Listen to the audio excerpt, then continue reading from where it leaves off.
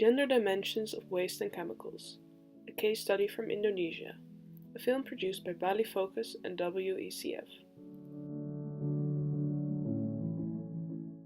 This film was produced by BaliFokus and WECF as part of the project on gender and chemicals, implemented with the support of the Basel-Rotterdam and Stockholm Convention Secretariat. The Indonesian NGO BaliFokus consulted with authorities, civil society, farmers and scientists as part of a scoping study on gender and chemicals. The outcomes of the study are presented in this short film. Gender waste and chemicals. What are the problems? Due to existing gender roles, women are more often engaged in informal and household work, during which they come into contact with harmful substances and waste.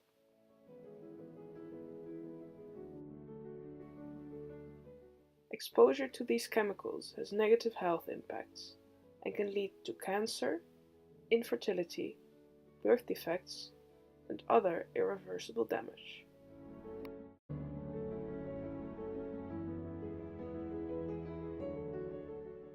Main groups of harmful chemicals in Indonesia are POPs, persistent organic pollutants, present in pesticides, plastic waste and cosmetics, PCBs, polychlorinated biphenyls in industrial oils, mercury used for gold smelting, lead from used lead-acid battery smelters, and asbestos wastes. Main hotspots for chemicals are agriculture and palm oil plantations, open waste burning and waste recycling sites, artisanal and small-scale gold mining sites, lead smelter from used acid batteries, and chrysotile asbestos factories. POPs and pesticides in agriculture. Agriculture is a principal source of POP pollution in Indonesia. Pesticides such as endosulfan, paraquat, and glyphosate, and other pesticides which have been banned, partially or worldwide, are still used. Men, women and children work in agriculture and are exposed to pesticides. Many cases of pesticides poisoning of women and young girls have been reported. When residues are burned, toxic POPs are released and inhaled. Informal waste recycling and scavenging. Informal waste scavengers live and work on waste dumps. About 30% of these waste scavengers are female. Styrofoam, plastic bags, and PVC plastic cables and e-waste are melted in the open, without filters. The fumes do not only poison workers, but also the surrounding farmland and animals. Dioxins and other POPs thus end up in food. Asbestos waste is dumped without security measures. Mercury and artisanal small-scale gold mining. Despite the global ban, mercury is imported, produced and used by 1 million small-scale gold miners from impoverished communities.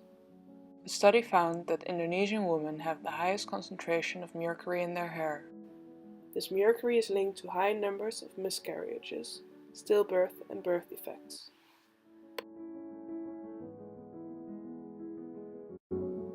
Harmful chemicals in everyday life, lice treatment and cosmetics. Lindane, globally banned in agriculture, still used in lice treatment for children. Other harmful chemicals are used in cosmetics and accumulate in the body, also during pregnancy and breastfeeding. However, 74% of urban breastfeeding mothers said they did not know that this can have a negative impact. Breast milk needs to be protected from chemicals as it is essential for the child. Thus, Indonesia have the right policies. The National Implementation Plan for the Stockholm Conventions provides information but not strong enough tools. Gender budgeting and expertise is present, but not yet related to waste policies. Recommendations and best practices. Recommendations for the Indonesian Ministry of the Environment. Following the case study, BaliFokus and WECF formulated several recommendations for the government, academic world and civil society. Allocate part of the gender budget to the Chemicals and Waste Department for actions. Actions can include an annual award on gender and chemicals for authorities and civil society. Organize a staff training on gender equality integration for the government. Let each staff member in the ministry develop an individual plan for strengthened gender integration into their work. The ministry commits to specific actions, e.g. to no longer have men-only panels, and to have a strategy to end sexual violence in the workplace. Develop project proposals for funding of non-toxic alternatives, such as the local production of alternatives to plastics. Highlighted recommendations and best practices. Highlighted recommendation 1 is to create legislation to collect e-waste for safe disposal. A best practice to illustrate this recommendation is the youth initiative to collect old mobile phones in Jakarta.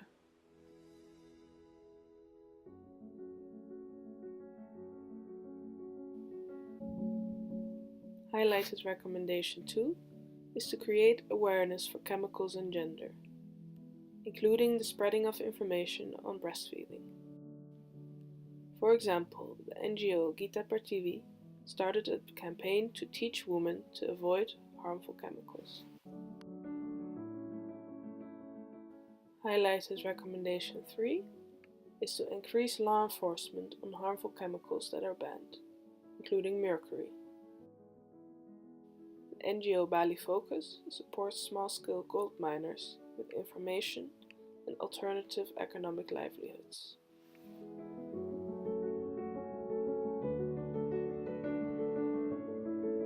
Support the good practices in Indonesia on gender, chemicals and waste.